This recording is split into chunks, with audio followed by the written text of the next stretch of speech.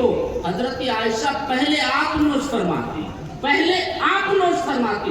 اس کے برعکس جو ہے ہم اپنے معاشرے میں غور کریں, اپنے ماحول, اپنے سوسائٹی کے اوپر ذرا غور و فکر کریں کہ اگر ہم میں سے کوئی شخص اگر اپنی زوجہ سے کہہ دے, اور اگر کسی نے دیکھ لیا دھوکے سے, کسی نے اگر دیکھ لیا, ہم اگر کہہ دیں اپنی زوجہ سے, بیٹیوں سے, کہ پہلے تم پیو نا, پہلے آپ پیو بعد میں ہم پیئیں گے. اگر کسی نے دیکھ لیا تو پھر شور و گکا ہو جائے گا, چاروں طرف ہنگامہ آرائیدہ ہو جائے گی کہ فلاں شخص جو ہے یار اس کا کوئی ویلو ہی نہیں ہے گھر میں, کوئی وقار ہی نہیں ہے, کوئی حیثیت ہی نہیں ہے, وہ تو بیوی کا غلام بن چکا ہے. کوئی بھی چیز جو ہے اپنی بیوی سے پہلے نہیں پیا کرتا ہے, نہیں کھایا کرتا ہے, تو شور و ہنگامہ بپا کر دیتے ہیں. نبی کریم کی ذات سے مسلمانوں, نبی کریم صلی اللہ علیہ وسلم جب دودھ یا کوئی بھی اشیاء اگر پینے کی آتی تو آقا صلی اللہ علیہ وسلم حضرت عائشہ صدیقہ سے فرماتے, عائشہ پہلے تم پیو. حضرت عائشہ صدیقہ, آپ جو برتن ہوتا یا جو کٹورے یا گلاس ہوتے, حضرت عائشہ آپ نوش فرماتی, اور جب آپ نوش فرما لیتی, جب پی لیتی تو آقا صلی اللہ علیہ وسلم کے یہاں آپ حاضر کرتی اور فرماتی یا رسول اللہ اب آپ نوش فرمائے. مسلمانوں غور کرو, اب جو ہے نبی کریم صلی اللہ علیہ وسلم جس برتن میں حضرت عائشہ پیے ہوتے,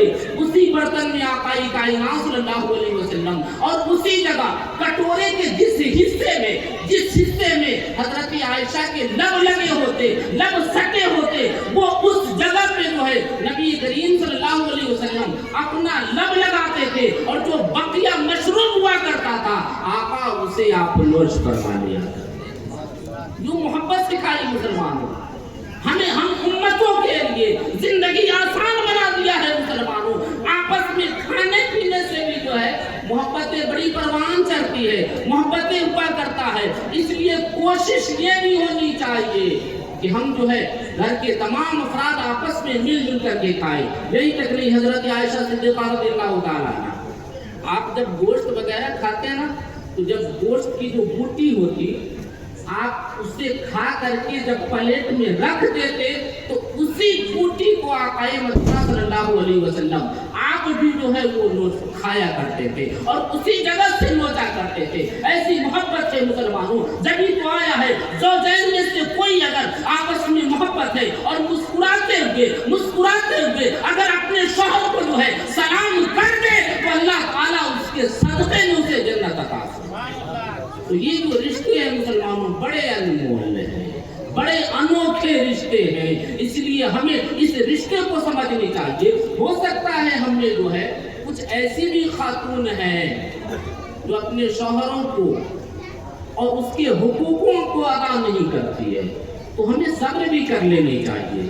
کیونکہ حضرت ابو الحسن خرقانی کی ذات ہے, آپ بہت بڑے اللہ والے ہیں, آپ کا شہرہ پورے علاقے میں ہے, پورے علاقے میں شہرہ ہے. ہر کس و ناکس جو ہے آپ سے ملاقات کے لیے آیا کرتے ہیں, فیض لینے کے لیے آیا کرتے ہیں, دعا کروانے کے لیے آیا کرتے ہیں. ایک فلسفی اس نے جب شہرہ سنا تو اس نے سوچا چلو حضرت ابو الحسن خرقانی کے پاس چلتے ہیں, وہ اللہ کے بہت بڑے ولی ہیں, برگزیدہ بندے ہیں, لہذا چل کر ہو سکے تو ان سے مرید بن جایا جائے. اب جو ہے وہ فلسفی چلتے ہوئے اس گاؤں میں آیا ہے. کئی دنوں کا سفر کرنے کے بعد جب اس گاؤں میں آیا تو لوگوں سے پتہ لگایا کہ حضرت خواجہ ابو الحسن خرقانی کا گھر کون ہے. لوگوں نے بتایا وہ سامنے والا گھر انہی کا ہے. اب جو ہے وہ فلسفی گھر کے دروازے پہ دستک دیا ہے. دستک دینے کے بعد دروازہ کھلتا ہے, سامنے سے حضرت ابو الحسن خرقانی کی زوجہ محترمہ یعنی ان کی جو بیوی تھی انہوں نے دروازہ کو کھولا,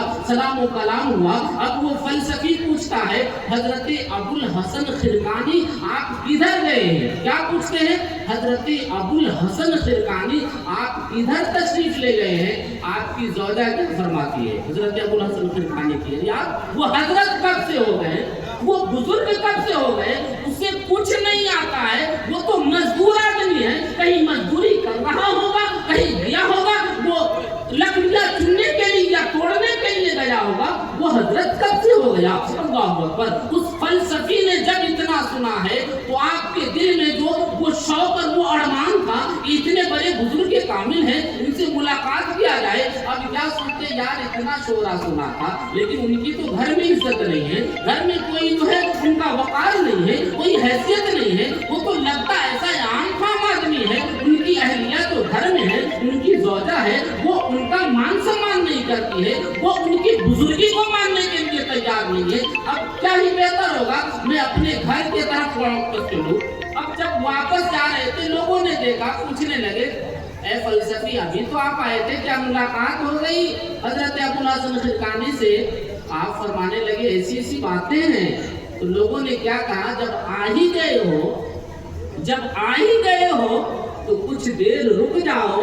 हजरत अबुल हसन खिलकानी जो है जंगलों में वो लकड़ियां चुनने के लिए गए हैं, मजदूरी के लिए गए हैं, वो लकड़ियां लेकर के वापस आ ही रहे होंगे, क्या ही बेहतर होगा तुम्हारी मुलाकात हो जाए। अब उस फलसफी ने ये सोचा चलो चंद कदम जो है चल करके जो है उस वली कामिल जो हजरत अबुल हसन खिलकानी है उनके करीब के जानिब चला जाए। जब रास्ता को तय करने लगा वो फलसफी, तो देखता क्या है कि सामने